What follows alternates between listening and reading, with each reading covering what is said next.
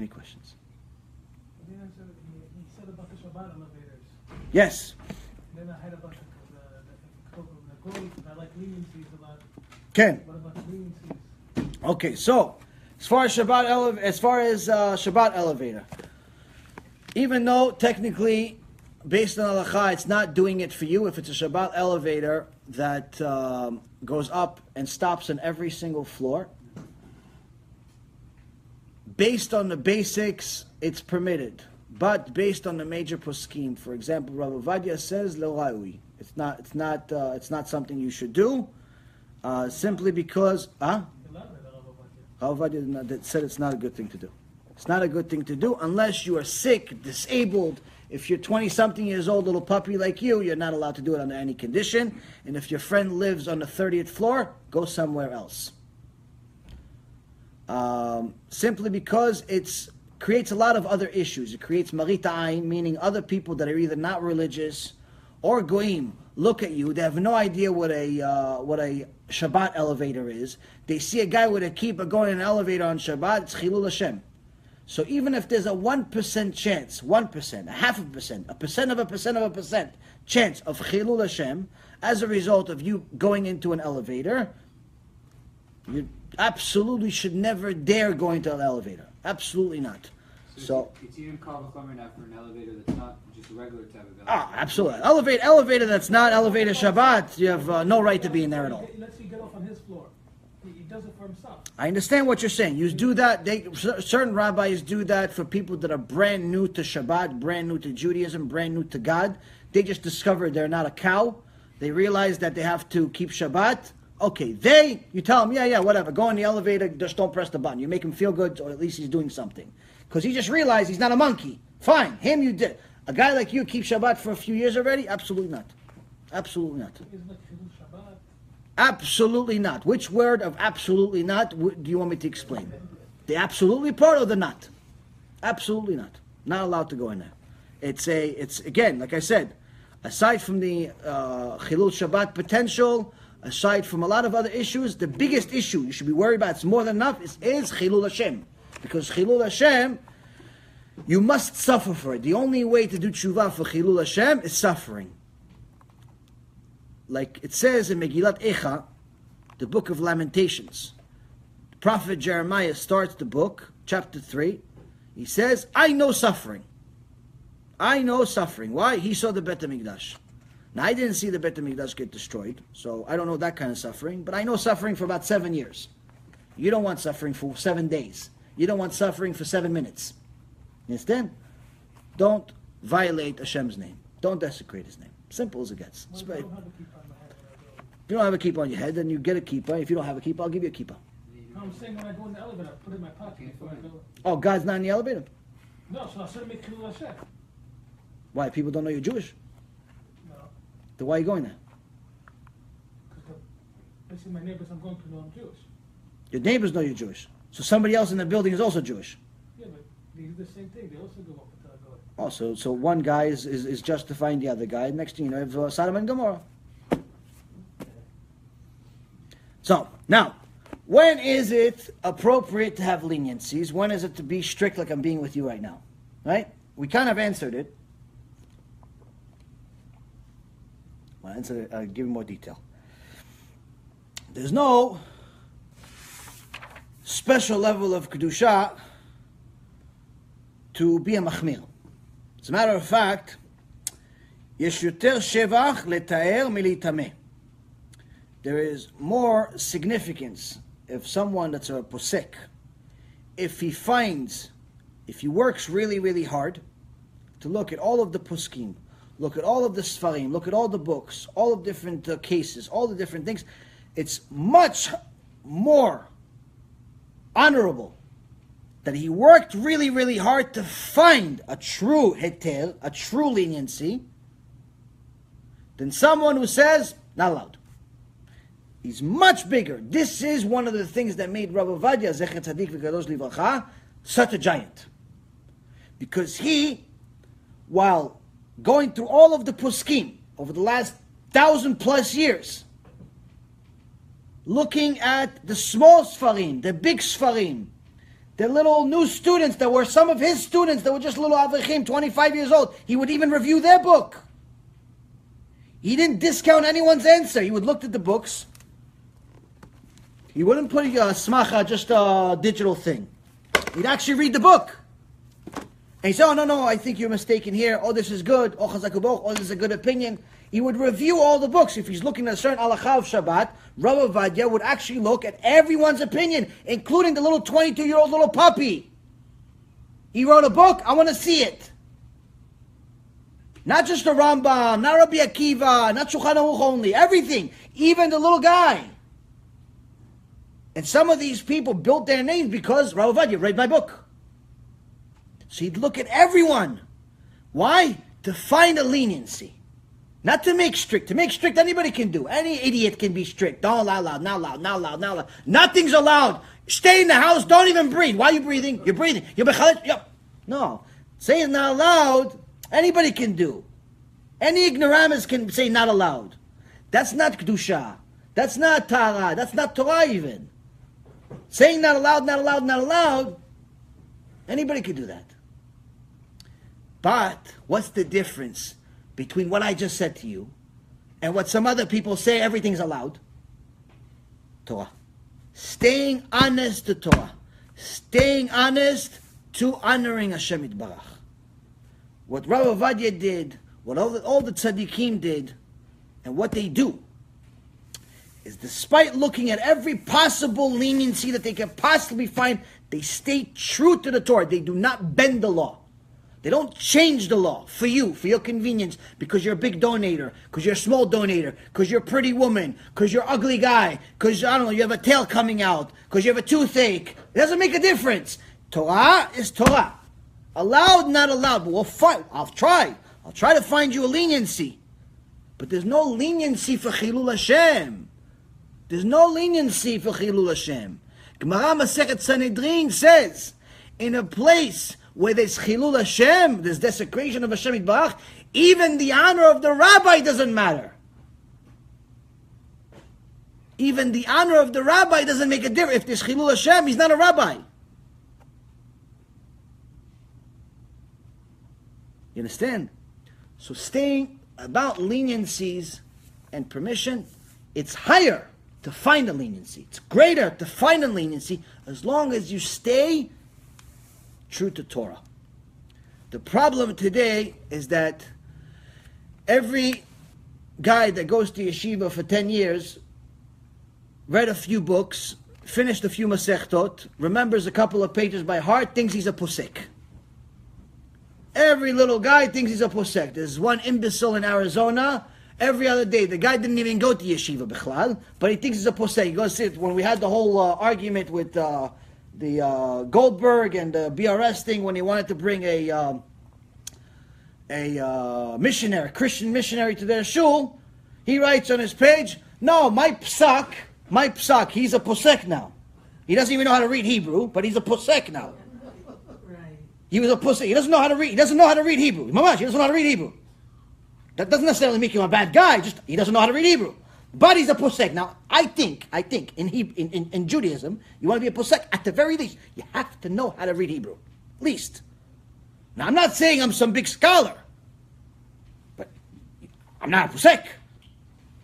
You want to be a posek? You have to read Hebrew. I'm not a posek. I know how to read Hebrew, Baruch Hashem. So he says, no, my psak, according to what he learned, is that it's not even a sin. I'm like, oh, wow, you know what? It kind of disagrees with Rambam. He's a little bit of a bigger posek than you. Rambam said otherwise. Gemara Masechet Avodah Zarah, Rabbi Eliezer ben Horkinos was able to revive the dead. Someone died, he's able to make him alive again. He's also a little bit bigger posek than you. A little bit bigger posek than you. He said no, but he read a few books and he showed a picture of his living room with like 7 books on there. He's like, I psak, it's not allowed. It's allowed. This is every other day now. Everybody is an internet posek. Everybody's a Facebook posek, Twitter posek, Instagram posek, Google posek, Amalek posek, this posek, all these poseks, Dom V'Amora posek, Las Vegas posek. Everybody's a posek. Everybody makes laws. That's garbage. We have the leaders, we have the giants, we hold by them. You hold by rabbis that are real poskim, not someone that pretends to be a posek. If your rabbi doesn't have a rabbi, he's not a rabbi. Every rabbi has to have a rabbi. Every rabbi, even Rabbi Ovadia had a rabbi. Everybody has to have a rabbi. He doesn't have a rabbi, he's not a rabbi. Why? First law of the Torah, you have to have a rabbi. Why? To tell you when you're wrong. Who do you think you are? That you're not wrong. No, I read in the book. So what? You read it in the book. Who says you're translating it the right way? Who says? I'll give you an idea. Today, the problem that people keep mentioning to me is that there is a Shidduch crisis. Shidduch crisis. You can't find women and men to get married in Judaism.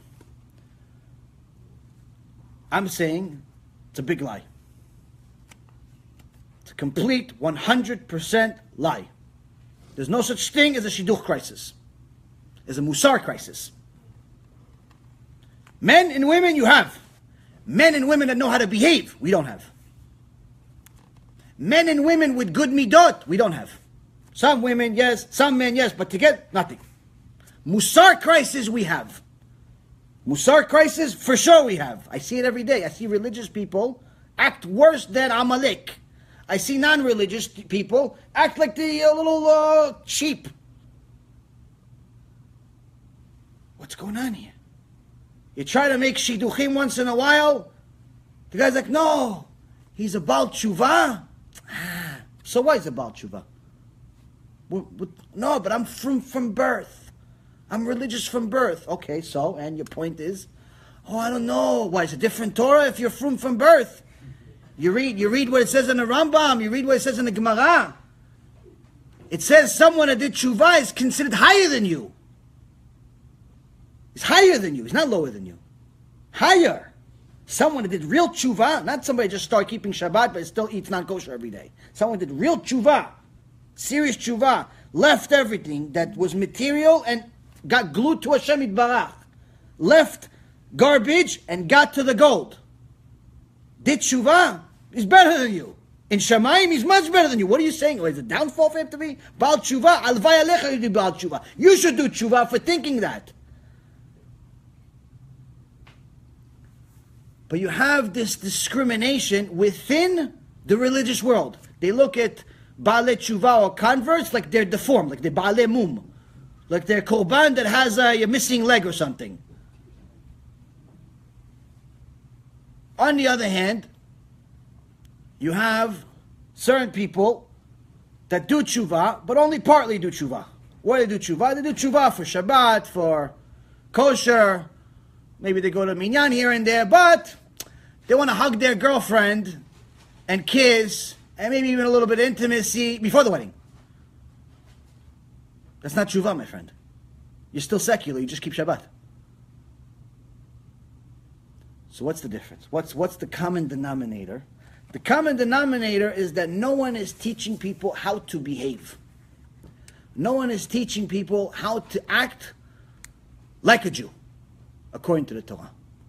You have people that are very, very religious, but you see, unfortunately, videos of them every day cursing, screaming, desecrating Hashem's name, fighting, stealing, Shem molesting, all types of garbage, but they look 100% religious. No one is teaching people how to behave like human beings, like decent human beings, especially the chosen ones. There's a Mussar crisis for sure. Everybody thinks they're holier than thee. Everybody thinks they're the greatest thing in the world. In reality, if Mashiach showed up tomorrow, they wouldn't make it. With the hat, with the strimer, with the everything they have, they wouldn't make it. Mashiach would look at them and burn them on the spot. With everything. There's a Mussar crisis. Why? No one wants to teach it. This is not a new problem though. Or Israel, Rabbi Israel Misalant, said it was already a problem in his day almost 200 years ago. Almost 200 years ago, he says that everyone is sick spiritually and no one wants to be the doctor. Why? Because there's only one medicine. And the medicine is to teach people that it's an obligation. It's a daily obligation to think about the punishments of Shamayim. Daily obligation to think about what happens if I'm mechalel Shabbat. Daily obligation to think about what happens if I desecrate Hashem's name. Daily obligation, and the Vilna Gaon says, twice a day minimum. Twice a day minimum you have to think about what happens if I go on a Shabbat elevator. And some other guy says, oh, see, the religious guy's not really religious. What happens to a mechalel Shabbat? What happens to a desecrator of Hashem Yitbarach's name? What happens to him? Ripping him into pieces is the beginning. Rabbi Yisrael Misalan says to learn that, to learn how horrible it is, how horrible your situation is in Shamayim when you desecrate Hashem's name. He says it's an obligation every day. Everybody's, no, don't scare people. What do you mean? It's an obligation in the Torah. What did he say in this week's parasha? This week's parasha, your commandment to fear me. How are you going to be afraid of somebody you think is a teddy bear? You have rabbis teaching people Hashem is a teddy bear, is a little Care Bear or something. No, everybody's okay. Let me give you presents. For what? He's a mechalel Shabbat, he's a thief, he's a rapist, he's a liar. Why are you giving everybody? Why? No, he connects to Hashem in a different way. Yeah, he connects to Hashem by putting a hat on while he's stealing from people. What is he connecting to Hashem? How is he connected to Hashem? So Mussar crisis we have. Mussar crisis for sure we have. And one of the reasons we have it is because the foundation of much of our teachings is wrong.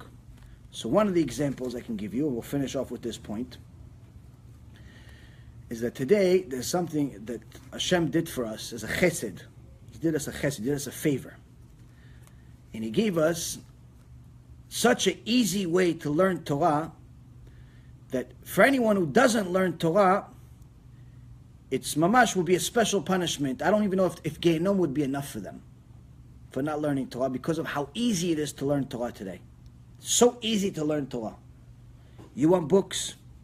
It's not like the old days you had to travel to a different town, find a book. You have books, $5 you get Sefer Torah. $10 you get Sefer Torah. Any language you want. Russian, Hebrew, Spanish, whatever. Make a new language, they'll make you a book. You can't read, watch videos. You can't hear, there's even certain places you can actually get it on Brill. It's so easy to learn Torah, so easy. One of the cheseds, one of the chasadim that Hashem Yitbarach did for us is He gave us art scroll. I call it a chesed. And the reason why I call it a chesed is because art scroll is in essence, was a prophecy that we're going to be a generation of stupid people. No, be'emet, this is myself included. We are going to be a generation of idiots that are not going to be able to translate what Rabbi Akiva, Rabbi Eliezer ben Holkanos, Rabban Yochanan ben Zakkai, all of the tzaddikim, all of the Kedoshim, we're not going to understand what they mean. We're not going to understand what they mean. We're not going to understand. So now when we had Rashi, it was wonderful for the previous generation because everybody knew how to read Rashi. Problem is, people not only don't know how to read Rashi, they don't know how to read Hebrew. Many people know how to make the sounds of Hebrew. Many people know how to make, even before I did teshuvah, I was born in Israel, so I already knew how to make the sounds in Hebrew. Understanding what the sounds mean is a different story completely. So now, even if you know how to read Rashi, in this generation, most of the time you're not going to understand even Rashi. Why? It's deep. In many cases it's deep. You're not going to understand the tachlis, the point. You're not going to understand it.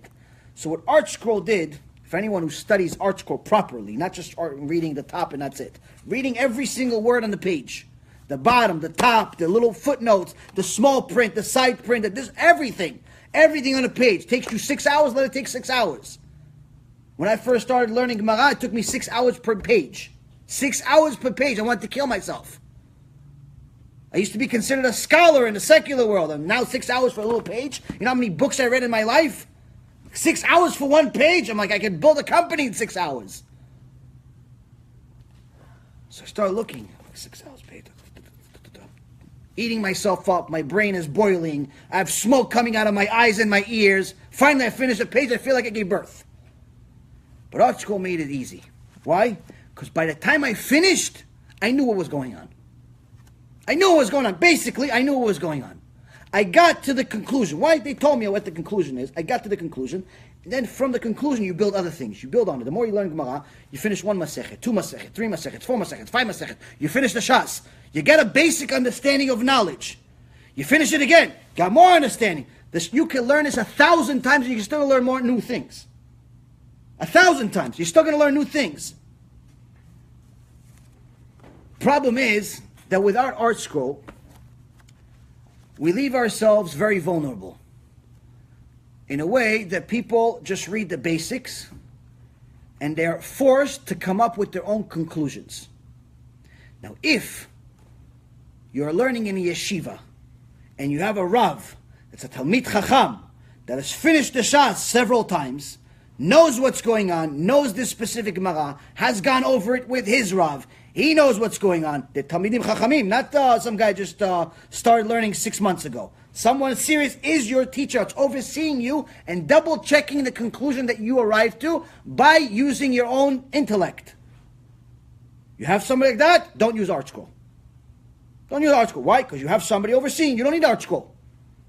Because he's going to help you get to the light. He's going to help you that when you make a mistake, which is 99% of the time, he's going to tell you, this is why you made a mistake. Because he's the Rav. You're in a yeshiva. You're in a supervised learning. But when you're not in that type of learning, and you're just learning chavuta with one of your buddies, and you're a new Baal Tshuva, or you're just learning on your own, if you don't use art scroll, you're an idiot. Why? Because you're going to be wrong. You're going to be wrong. And I could tell you stories of how many people are wrong every day that send me stuff. The world will end, and my stories won't end. The world will end, and my stories won't end of how many people get to the wrong conclusions by learning it by themselves without art scroll. Why? We're not a generation of giants. We're not. You can get to be. After you finish the Shas several times, shrecha. You'll learn it, you'll finish it, you'll do it, you'll be a Talmid Chacham. But in the beginning, you don't use this, you're going to be wrong. You can live your whole life thinking you're a Baal Tshuva, you're tzaddik, 50 years, you're with a Rasha. Gemara Masechet Yomah says, someone who doesn't have a Rav, God hates him. Someone who doesn't have a rabbi, God hates him. Why does he hate him? He says because he's too arrogant to have a Rav. He thinks he's his own Rav. He doesn't think he's ever going to be wrong. He has too much ga'ava. He doesn't think he's going to be wrong. He thinks he's God. I hate him. So, for all of those people that say, and I hear this very often, in the frum world, they say, no, if you're studying Torah, you're not allowed to use art scroll. First of all, that's wrong. On many levels. Number one, because if you're not in a yeshiva environment, you should and you have to use art scroll or something similar to it to arrive to the right conclusion. Two, the right conclusion is just the basics. What you're going to use your intellect is after you go over it several times. But at least get to the basics. If you get the basic answer wrong, everything you build on it is going to be wrong anyway. So at least get to the original right conclusion so you can build on it something bigger. So without getting the right conclusion in the beginning, you're going to be wrong in general, which could get you to staying Gehenom for a very long time. So first of all, it's wrong to tell people not to use it. Second of all, in a generation where most of the religious Jews are Baalei Teshuvah, to say you're not allowed to get help is 100% wrong because you are discouraging anyone who even wants to learn Torah by telling them, hey, your Torah is not worth anything. You tell them, oh, you're learning with art scroll, you're learning with assistance. Look, they're making it like it's easy. They make it like it's easy to learn. 3, 4, 5 hours, an hour. They're making it like it's easy to learn. Oh, you learn art scroll. Look at these faces, like they have some type of muscle deformity or something like that. Make these faces. You liking the faces? Hey, you learn with Artscroll? Yeah, I learned. I don't learn Artscroll. I don't even learn with Rashi. Oh, okay, you're Rambam. Wow. You're Tzaddik. You're Rashi. You're Rashi. You're gonna kiss your hand. You're Rashi. I have one guy who said, no. Give me the Gemara without Rashi. You go without Rashi. Psh. Wow, Shrecha. Amazing. You're amazing. Tzaddik. Kabbalist. Who are these people? Well, the guy didn't even know halachot Shabbat. No, give me the Gemara without Rashi. Give me the Gemara without Rashi. So, these people, stay away from them. Stay away from them. Why? They are going to be, or they are already, the kofrim of the generation. They're discouraging Baalei Teshuvah. That's point number 2. Point number 3, what do you think is the biggest sin? Let's just say, it's not, obviously, it's a mitzvah, huge mitzvah. Let's say, hypothetically, we're going to go far now. Let's just say that learning with art scroll, let's say, it's a sin, because you're getting too much help, because you're not using your intellect. Let's say, it's not, obviously, but let's just say it is. What do you think is the biggest sin? Who do you think goes to Gehenom? The guy that's learning with art scroll, or the guy that says Lashon Hara about art scroll, about the Baalei Teshuvah, in public? Who do you think goes to Gehenom for eternity? Which one? Who's the newest student here? You can answer it. So when you go out there, you go in the public, you write articles. Hey, no, you shouldn't use this, You tell people like this. It's Lashon Hara. You're hurting their business. You're hurting the students. You're hurting the Baalei Teshuvah. You're hurting everyone. And last but not least, Ga'avat Adam Tashpilenu. Shlomo HaMelech says, you have Ga'ava, lo b'shamayim. You have Ga'ava. Your Torah is not from Shamayim anyway. If you have Ga'ava, you have too much pride, whatever you're learning with Rashi, without Rashi, with Art Scroll, without Art Scroll, it's not from Shamayim, it's your own knowledge, it's nothing. It's worth nothing. It's worth zero, your Torah. You want to get Torah? Torah is, use an analogy to water. Why? Because water travels to the lowest level. Water travels to the lowest level. Gemara Masechet Ta'anit. Water travels to the lowest level. It's the only way you could explain how a guy who just started keeping Shabbat a few years ago, telling you all these Gemarot, 3-hour Shiurei Torah for the last 3 years. Only way. Truth is, it's all from Hashem. We have to know how to treat it. Stop with the Gemara. Stop with the Gava. We're thinking who we are. Every single guy is a posek. Listen to the sages. Do the right things. Relax. Be a decent human being. Learn some Mussar. Stop thinking you're a little Rambam. Stop thinking that you're a little Moshe Rabbeinu, because if you were the dust, under the dust, that Rambam maybe stepped on, maybe you'll be something one day. But you're not even that yet. What are the other questions I missed? 40-day shiur. 40-day shiur. Okay, so memory is not relevant in Shamayim, simply because your only reason you have memory now is because you're limited by a body. So once you go to the next world, you have only neshama. Your neshama is going to remember every single thing you've ever done. So what's an example of this? An example of this is your subconscious. Meaning that, I'll give you an example. One of the shiurim Rabbi Mizrahi gave one time, he gave a phenomenal example. Rabbi Mizrahi, Sheikhye, he has a lot of really good ways of putting certain things. And he said, one time there was a guy that came home, and the whole time he was looking on the floor, and his wife said, what'd you see? You're looking on the floor the whole time on the way home. What'd you see? Nothing. He says, nothing. I said, nothing. What do you mean nothing? You're looking on the floor the whole time. You didn't see nothing?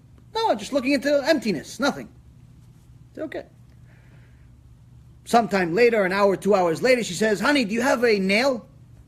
Do you have a nail? He goes, yeah, 1 second. He runs outside. He goes 5-10 yards outside of the house. He picks up a nail from the floor, and he comes back and he gives her a nail. He says, how did you know there was a nail in the middle of the street? Because, I don't know, I just saw it on the way home. She goes, yeah, but you said you saw nothing. This is called our subconscious. Our subconscious sees everything. Our neshama records everything. But it's not consciously in the front here. What's here is you talking. But certain feelings, certain experiences, certain things that are around you, your neshama is recording everything that's happening around you. You're just putting it back here. Your neshama, when it gets to Shamayim, it's going to put the entire picture. Everything that was going on. The books behind you, it's going to show you them. Even though you can't see those books, your neshama sees the books. Because it's not limited with the body. What's outside, it's going to show you. What's up there, it's going to show you. Certain people have near-death experiences, or their neshama leaves their body, and they could tell when they come back to life, they tell people, listen, there are shoes on the roof. What do you mean? How do you know there's shoes on the roof? Like, go check. They go check on the roof. Oh, there's shoes on the roof. How'd you know? My neshama went there. There's an accident, 4 miles away. And they verify, yeah, there was an accident 4 miles away. It's verified stories, over 30 million stories of people that had near-death experiences, which explain the same thing of how the neshama leaves the body, and the neshama is limitless. It can see multiple things and be in multiple places at the same time, which your body can't do. We're barely here, let alone being in two places. So, when you're in Shamayim, everything and anything that you've learned, you're going to remember, which is the reason why, even if you're going to go to Shiur Torah, and you're really, really tired, it's better you sleep at the Shiur Torah than not go to the Shiur Torah. Why? Because at least your neshama is going to be listening. Your neshama is still going to be listening. So that's why, obviously I'm not recommending for people to sleep, and I try my best to make sure you don't sleep. But even if you sleep, don't make that an excuse for not coming. Come sleep. Come sleep here. Come sleep, I'm serious. Come sleep here. I tell you myself, the first, I don't know, maybe at least 6 months after I started doing teshuvah, I used to go to Shiur Torah by Rabbi Pinto. Rabbi Yeshua Pinto in New York. I used to go to Shiur Torah there I think it was every Tuesday. Every Tuesday, Wednesday, it was late at night. Now, I was a night owl. I would never really sleep much. I was a business guy. I did a lot of different things. So for me, going to 9, 10 o'clock Shiur was good for me. And I was never really a person that needed that much sleep. So I'd go there. But to my surprise, within literally 5 minutes of him, like the whole time up, everything's great, people are here, there's a lot of people, I'm ready, I'm excited, I just bought a shawarma, I'm excited for this shiur, I'm going to learn something, I don't know, it's different than stock market, business, all this stuff, different. So I go, shiur, he starts talking, literally 5 minutes into it, I fall asleep. Now it's not because he's not interesting, he's ultra interesting.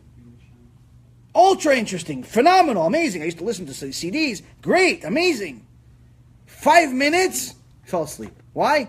My neshama was too impure in the beginning from sins to be able to handle a live shiur. So it took me a while to finally be able to stay up. So I had to mamash do mesirut nefesh, where every time, for a while, I would fall asleep after 5 minutes, wake up, fall asleep, wake up, fall asleep, wake up, fall asleep. So if you're falling asleep in Shiur Torah on a regular basis, that means you have to do a lot of teshuvah. But eventually, I started working. How did I start working? I started doing something that I figured made sense. What? Let me write down everything he says. So I took a notebook, I brought some candy, so my mouth is always moving, and I took a notebook, and everything he said I wrote. Everything. And everything. I wrote everything just to make sure. My hand was constantly moving. When you're moving, you can't fall asleep. It's like, for example, if you have a late night, you want to stay up, chew ice. You can't fall asleep. Naturally, you can't fall asleep if you chew ice. Don't do this at home, really. It's not really a good idea, but it's removing your teeth. But whatever. People that want to stay up at night, I'm one of those people. So, certain strategies of how to stay up at night. Point being is that I actually had a secretary one time do research of how to stay up at night or for 40 hours in a row and so on. But, story for another day. Anyway, so with the beginning, I forced myself to stay up by writing down what he says. But this did two things for me. Not just let me stay up. This also let me remember what he said. You understand? So you go to Shiur Torah, much of what I said, it may have impacted you, something touched you, but in general, usually you get 1, 2, 3 things you take home. 1, 2, 3 things you take home. You write down, you take down 30 things. 30 things you take, 50 things you write. Why? Because by writing down, naturally you're using another part of your senses. Your sight, touch. Already you're doing more than just listening. So now it's going to help your memory. More senses you use, the better it is for your memory. So it's very, very good if you learn Shiur Torah and it's interesting and it's something that write down notes. You don't have to write down every single word like I did, but write down a few sentences here, a sentence there. Write down as much as you can, because again, number one, it's going to get you in tune with the shiur. It's going to get you to remember much of the shiur, and it's also going to get that, what you remember, to, you're going to connect with it more. It's also one of the good advices for Baalei Teshuvah, is that if you want to take a mitzvah on, if you want to do something new, you want to do Shabbat, you want to do kashrut, you want to do tarat mishpacha, anything you want to do, something that's new, learn about it. The more you learn about a mitzvah, the more you connect to that mitzvah. The more you connect to that mitzvah, the more you have will power to do that mitzvah. But if you don't know what you're doing anything, if I tell you, listen, go be modest, and you tell me, why be modest? Everybody else is naked. Why be modest? Well, if you learn what HaShem thinks about it, it makes it a little easier. And simply said, HaShem views every creature as his creation. But a Jewish woman is even more so. Simply because she's the one responsible for bringing more of his chosen people. So if let's say, for example, a Jewish man is considered here, a Jewish woman is considered not just the same level, in many cases even higher. For example, Sarah Imenu was a higher level prophet than Avraham. She was a higher level prophet than Avraham. That's why Hashem said to Avraham, listen to your wife. So now, a Jewish woman, if she was, let's say, if we use the analogy of a diamond. If we use the analogy of a diamond, I don't know, I read recently that there was the most expensive diamond that was ever sold, was sold recently for $71 million. It was a pink diamond. Pink diamond was sold for $71 million. Certain carats, certain clear, all types of stuff. Wow, it's a cool looking stone to me, but point is that it was a diamond, it was $70 million. The lowliest of all low Jewish women is worth an infinite amount more than that to Hashem. An infinite amount more than that $71 million diamond. But now let's say you took that $71 million diamond. You have a $71 million diamond, pink diamond, cool class, I don't know, do something on it, put it on the arm or something, put it on your head, whatever you can do with the diamond. But what are you going to take this diamond and you're going to go on the streets like, hey guys, look what I have. Hey, look, I got a diamond. I got a diamond. You can do that in the middle of 5th Avenue, 47th Street. Hey guys, look, I got pink diamond, $71 million. Ha ha, I got $71 million. You going to do that? You're going to go in the middle of Florida and say, hey guys, I got $71 million diamond. Diamond, who wants? 2 for 140, 2 for 100. You going to do that? 2 for 100? You going to do that? No. Why? What are you going to do? You're going to put it in a safe. Why? Because the diamond, $71 million diamond. You're going to put it in a safe, and you're going to put the safe inside another safe. And that safe, another safe, and then you're going to switch safes. You tell them it's in this safe, but it's in another safe. And on both safes, you're going to put security guards. And the security guards are not even going to know what they're securing. And the security guards are going to have to go through a special gate to put codes with everything, just to make sure that no one knows what's going on and what they're protecting, because you're protecting your $71 million diamond. Right? A Jewish woman is infinitely more valuable than the $71 million diamond that you have all the safes and the guards and the bodyguards, and is infinitely more valuable. So, why are you going out and showing the whole world what you look like? Why are you going out showing the whole world what your body looks like, your hair looks like? Why? If it's valuable, you don't show it to the crowd. If it's valuable, you protect it. You respect it. You honor it. So, modesty is not keeping women down. Modesty is honoring women. Modesty is protecting women. Modesty is valuing women. That's what modesty is. You look at every high-level, classy woman in history, Jew or non-Jew, you will never find one that's not modest. Never. No one ever says Cleopatra was modest. And no one ever says she was classy either. No one. But no one ever says, hey, Queen Elizabeth is not classy. They say she's classy. No one says she's pretty, but they say she's classy. Why? It's just a reality. As a diamond that's of infinite value, you can't go around showing your goods to the world. It only belongs to your husband. If you don't have a husband, your future husband. So when a woman goes out with short sleeves, she doesn't cover herself. She shows her whole body. She shows different parts of her body. It goes against all logic. And what's that logic? You don't realize you're a diamond. When a woman walks out showing her body, showing her skin to the world, acting immodesty, looking immodest, having these short skirts or pants, and pretty much giving everyone a free ride to see what she looks like naked, in so many words, she herself is telling everyone, I'm not priceless, I'm worthless.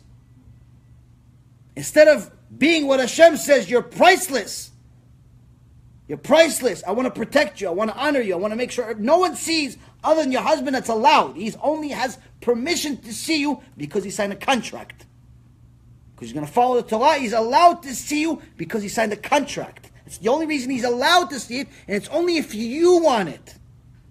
Only if you want him to see it, he's allowed to see it. Otherwise, no one's allowed to see it.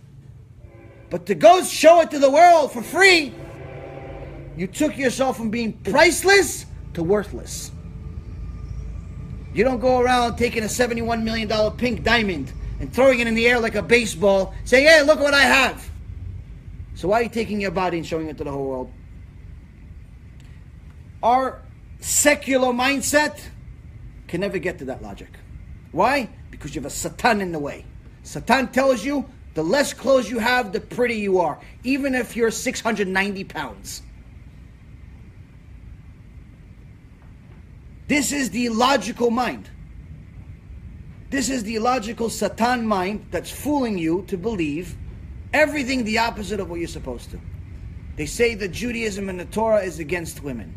There's no document in the world that honors women more than the Torah. None. Because no one values women as much as the Torah does. Both Jews and non-Jews. Both Jews and non-Jews must be modest. Both must be modest. And the reason why is because you are priceless. It's not just because you lead other people to sin. Yes, that's definitely another reason. When another man looks at you and he thinks about you naked or makes sins because of you, of course, you're leading other people to sin. You have a serious problem in Shamayim. But that's not the only reason. The main reason is because you're priceless. And you can't tell me that any of these Playboy playmates are priceless. You can't tell me that any of these people that walk around half naked in the beach or naked are priceless. No, they're just this week's toy. They're nothing. Nobody wants to marry the playmate. Everyone wants to marry the class. Everyone wants to marry the girl that's covers, that no one knows what she looks like, that left some things to the imagination. That's just telling you as a man, not just as a rabbi or a teacher or anything. Someone with a little bit of experience. No one wants to marry the girl that's half naked. No one. No one. And the guy that married him, he suffers his whole life. Why? Because now he has to deal with everybody looking at his wife all the time. All the time. Guys want to come over and say, oh, let's go with your house. Why do you want to come to my house? No, let's go to the house. Let's have a drink at your house. Why do you want to come to my house? Let's just go to the bar. Let's just go to synagogue. Let's go No, let's go to your house. He doesn't understand why everybody wants to come to his house. Why do you want to come to my house? No, I'm going to go to your house. What do you mean? I'm not going to be there. How are you going to go to my house? I'm not going to be there. You're going to be... No, I'll talk to your wife. Talk to my wife? Why do you want to talk to my wife? Why do you want to talk to my wife? People are so surprised that there's cheating and divorce rate. It's not a surprise. It's not a surprise. You did it. You did it. You cooked it. It's not a surprise. You let your wife walk around naked. What'd you expect? No one's going to look? Everyone's going to go like this? Oh, no. Mrs. Smith is coming. Let's look. No. You left it like that. Everybody's going to look. And one of the guys doesn't want to touch. And the second you make your wife angry, he's going to take advantage of you like a tiger. Oh, he makes you angry? Yeah, I'll treat you much better. I wouldn't do that to you. Everybody is the Mr. Don Juan. Everybody's Don Juan with the frail woman that got yelled at by her husband. Why is he even in that position? Because there's no modesty. There's no modesty in speech. There's no modesty in behavior. And there's definitely no modesty in clothing. It all starts there. Torah keeps you away from that stuff. Keeps you away from that stuff. It doesn't happen. It doesn't happen if you follow Torah. It just doesn't happen. Why? You don't let it happen. No one knows what she looks like. You look at pictures of any woman, religious, Jew, or non-Jew, 100 years ago, the clothes make everyone look the same. It's all big, it's all wide, all you see is a face. Pretty face, not so pretty face, some pretty, whatever, it's everybody's the same. No one knows anything. What the difference is, they stayed married. They stayed married, they stayed honest, they stayed together. You don't have marriages today stay 30, 40, 50 years. Marriages today is 30, 40, 50 days. Oh, they got married, what, they spent $200,000 on the wedding? Oh, wow, what a waste of money. Why? Because next year you're going to do the same thing. You understand? So, modesty is something that's one of the greatest things in the world that you can bring to a marriage. Why?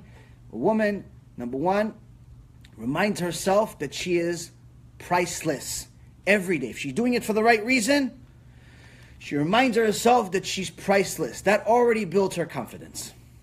Already builds her confidence. Second thing is, it reminds the husband, who again, if he does it for the right reason, if he's connected to God, is reminded constantly, she's mine. He doesn't have the need to go look elsewhere because he knows I have the best. I have somebody that no one else is allowed to look at, touch, nothing. No one wants the village bicycle. Everyone wants the one of a kind. That's just the reality. It's a reality of life. Excuse my language, being fresh, whatever anyone wants to consider. This is a reality. I deal with yeshiva guys every single day that have wasting seed problems. Every day. I somehow became the expert in wasting seed and how to stop it. Fine, whatever. That's my tikkun in life. No problem. I'll do it. Why do they have a problem? Because they all have the same problem. You know, a bunch of naked women walking around and some of them are married. It's enough. Enough. Enough. Cover yourself. Value yourself. Treat yourself like you're priceless, because you are. You don't want to treat yourself like you're priceless. Why do you expect anybody else to? Next. Yeah. I was just on vacation in Israel, New York. Nice. A lot of family. HaShem. It was on Shabbat, so I believe a month or two ago you said, obviously, stuck in my head, not to waste. Not to waste seed. Words, yeah. Or waste words, okay? And it made a lot of sense. Okay? Because people, 90% of them talk about People waste time, yeah. So they're in Israel, talking about in Jerusalem. Right. In complete, they call themselves religious. A lot of people call themselves religious. Right. Some yes, some no. And I actually rerouted the conversation, and they all attacked me. And I'm talking about direct family members. Oh, what do you know? They just like completely. Change your. So what do you do? Okay. So the question was, one of the most important things that a person needs to know, the Gemara says, is that you come to this world with a certain amount of words. Meaning, don't waste your words on nonsense. You could speak as much as you want about Torah, but every time you talk about nonsense, it takes away from your lifetime, your years on this earth. So, Baruch Hashem, you listen to this shiur, and he's trying to apply it in his life. And when he went to Jerusalem, he was with some religious people in his family, and they didn't exactly follow this specific law, didn't exactly follow this specific teaching from the Gemara, and they wanted to waste time talking about other things.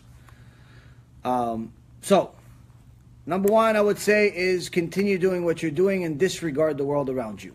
And the reason why is because the closer you are to the truth, the more alone you're going to feel initially from people. You're going to feel more and more like an alien.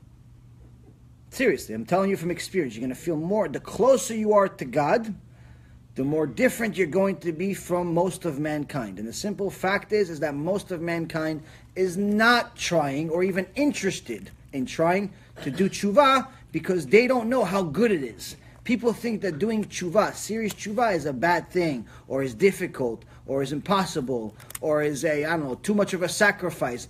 Even though it's all of those things, there's pleasure in it. Endless amount of pleasure. The more real the teshuvah is. Huh? Even for family members. I understand if it's Stay with it. Again, stay with. You are not allowed to sin for the sake of other people doing mitzvot. Obviously you are allowed to help them, but you're not allowed to go down to their level in order to bring them up. You're allowed to bring them up, period. So you continue talking about Torah, Parashat Shavua, Gemara, the Shiur Torah, and so on.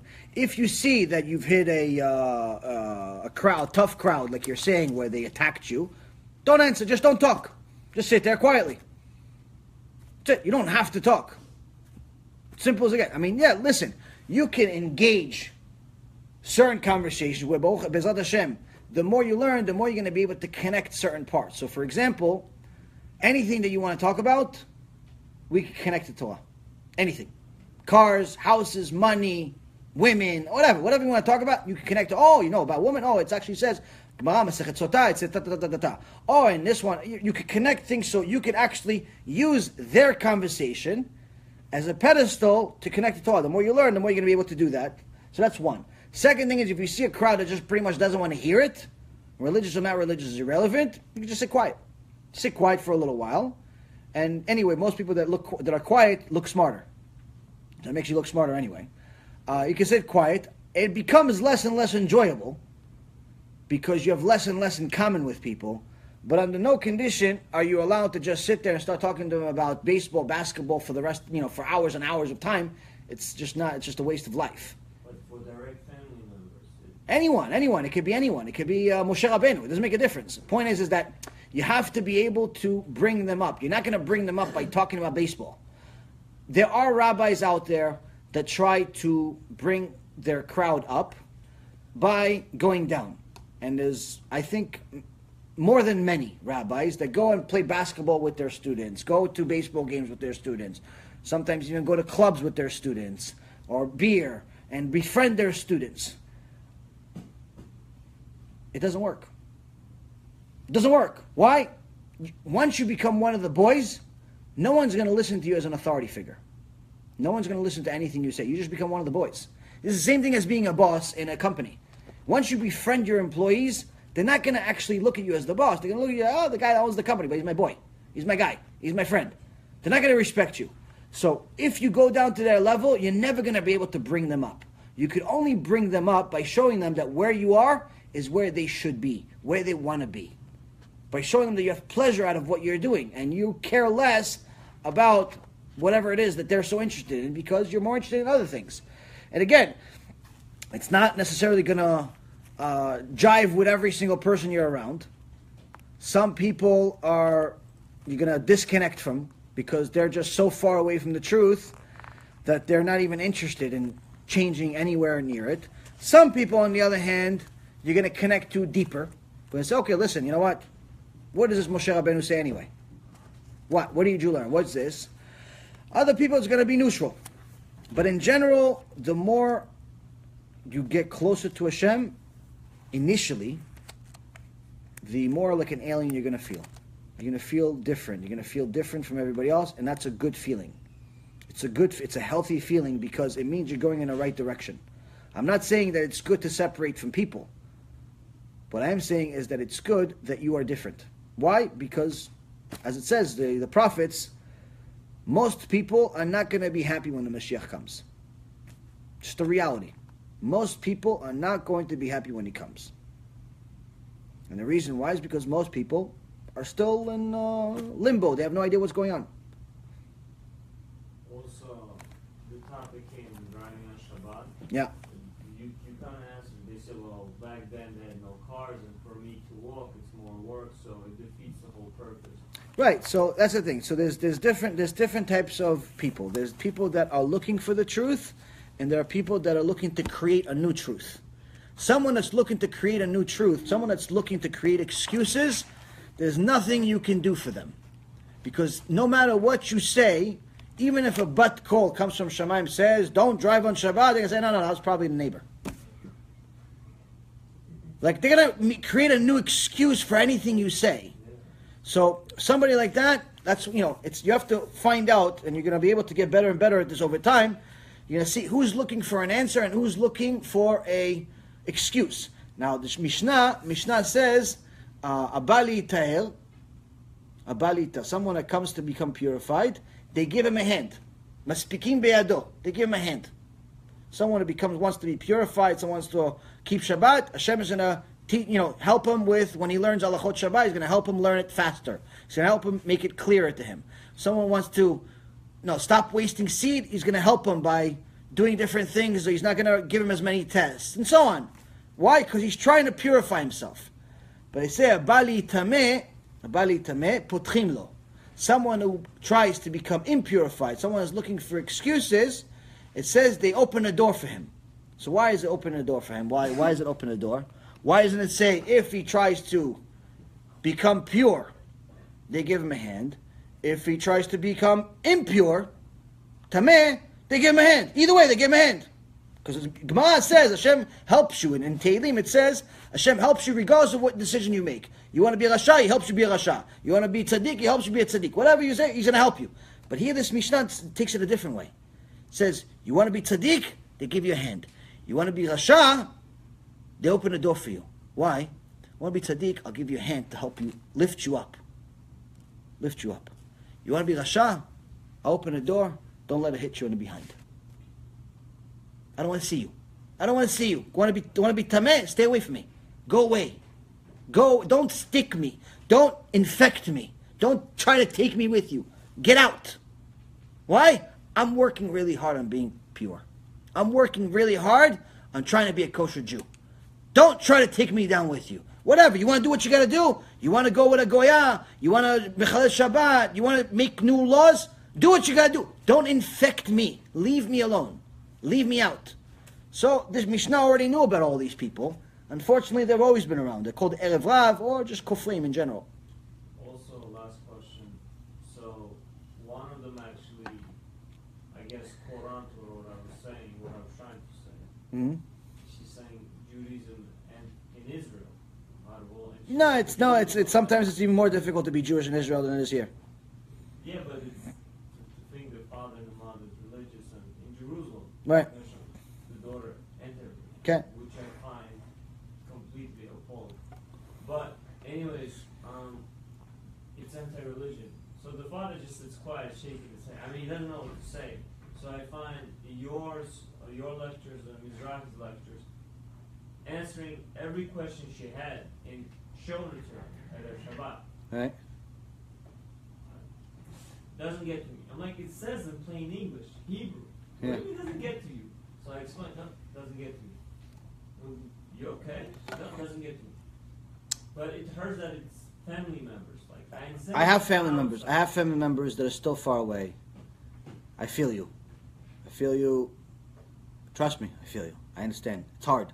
It's hard to know the truth and be surrounded by people that you love and care about, and they're still blind. It's hard. Breaks your heart. A couple things I could tell you. Number one, chas v'shalom, the Rambam says the biggest punishment a person can get in this world, biggest punishment, more than Gehinnom. More than Gehinnom. People always want me to do a shiur about Gehinnom. It's a punishment bigger than Gehinnom. It's a punishment bigger than Gehinnom. The Rambam says, Sha'arei teshuvah nizgarim. Rambam says, in Shamayim, Hashem decides, no more teshuvah for this person. No more teshuvah. I take away his free choice. He removes the person's free choice to the point where he will not be able to do teshuvah. Now, everybody can do teshuvah, which contradicts it. So how could it be? He says, if he ever decides to do teshuvah or she decides to do teshuvah, I'm not going to help them. It's on their own. And to do teshuvah without siyata d'ishmaya, without Hashem helping you, it's virtually impossible. In addition, he says part of the punishment is going to help them sin. I'm going to help them make more sins. Why? So I can punish them even more. This is the biggest punishment in the Torah. Biggest in this world, while someone is still alive. Gehinnom is the beginning. So, chas v'shalom, there are people in the world like this. There are people in the world like this. There are some people in the world that Hashem says, him, he's not doing teshuvah. Not doing teshuvah. There are. But most people are not. That's the good news.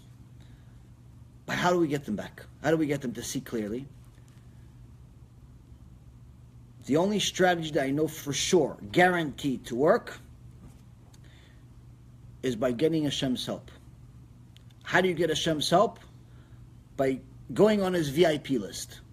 If you show Hashem that you care about all of His children, He'll care about the ones you care about.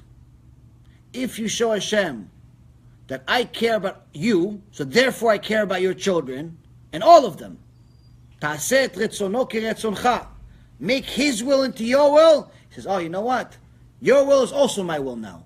You helped a few people do teshuvah, I'm going to help the people that you want to do teshuvah, I'm going to help them too. I'm going to give them a special miracle, special this, special that, special treatment. Why? Because you helped other people do teshuvah. That's the only way that I know for sure, guaranteed works, and there's verses in the Torah that confirm it. Verses in the Torah confirm it. In Jeremiah, it says, Im tavi yakar mizolel kepitiye. If you bring someone precious from someone not precious, meaning if you help somebody do teshuvah, you will be like my mouth, meaning your prayers will become my actions. I'll do what you say. I'll do what you say. Why? You help somebody do teshuvah. You help one of my kids come back home. So the best investment a person can make ever is, especially if he wants other people to do teshuvah, not just his family, but just people in general, is to help do kiruv. Get people to do kiruv, whether it's sponsoring CDs, sponsoring lectures, sponsoring kiruv organizations, and so on. Simply because this is the way to get miracles to happen. In all aspects of life, whether it's parnasah or anything else, but especially in this regards, because again, this is a midah keneged midah. This works with Hashem. Midah Hashem is measure for measure. You helped 50 of my children to come back to me. I'll help 50 family members of yours to come back to you. Why? It's fair. Midah keneged midah. So I've seen it happen. I've seen it work. And listen, it's amazing. But unfortunately, not everybody has the zchut to do kiruv. Not everybody. If you look at Hanukkah parties, Purim parties, new Bet Knesset, new Sefer Torah, new books, I don't know, some Zionist party, a new gate for the elephant in the Noahide zoo in Jerusalem, I don't know, saving some tiger, saving the dolphin, saving the butterfly, saving the ants. That stuff, millions and billions of dollars of Jewish money goes to it. Helping people do teshuvah, it's a miracle. It's a miracle that we get any money. It's a miracle. Simply because, number one, people don't understand why you even need money. What do you need money to help people do teshuvah? Don't realize, everything costs money. Oh, can you come to my Beit Knesset? Yeah, sure. Why not? All right, so can you come Tuesday? No, not Tuesday. Maybe the following Wednesday. Oh, can't come Tuesday? Okay, so already they realize you have a schedule. Fine, all right, no problem. All right, so I'll see you then. I'm like, yeah, because is anybody going to pay for the plane ticket? Is anybody going to pay for the, hotel? Is anybody going to pay for the cab? Or they expect you to pay for everything. They don't want to pay you. But if you're going to tell them about Shlom Bait shiurs, or going to tell them about some things that are not relevant to real life, $15,000, $20,000, $30,000 for a lecture. First class flight. Like Amos says. People don't understand. People don't understand kiruv. People don't understand that aside from the fact that it requires an endless amount of money to give all these free CDs, free lectures, free videos, free everything, requires an endless amount of money. Aside from that, you need an endless amount of partners that actually have merit. They actually have to have merit for Hashem to allow them to do kiruv. So in the beginning, it was very disappointing for me to see that people are not donating in the beginning as much as we would like them to. But then, I started learning about it, my Rav, and he's like, listen, it's not even their fault. They just don't have the merit. Why? Because if they start doing kiruv, Hashem has to start doing what they want. He doesn't want to do it. He doesn't want to fulfill their prayers. Simply said, he doesn't want to fulfill their prayers. He doesn't want to fulfill the promise he said to Jeremiah. If they help other people do teshuvah, his prayers are going to be like my mouth. He doesn't want to do it. Why? Because he's a rasha. He steals. He's a thief. He's a cheater. He's a liar. He doesn't have the merit to help people do teshuvah. He doesn't have the merit. So Hashem doesn't want to allow his Yetzirah to loosen a little bit and let him donate $50 for kiruv. Doesn't want to do it. So as crazy as it sounds, this is what I have to deal with. But Hanukkah parties, Purim parties, that stuff, I can start a campaign tomorrow for some zoo. Tomorrow, I'll raise $50 million. CDs, maybe $50. So there it is. Baruch Adonai leolam, amen ve'amen.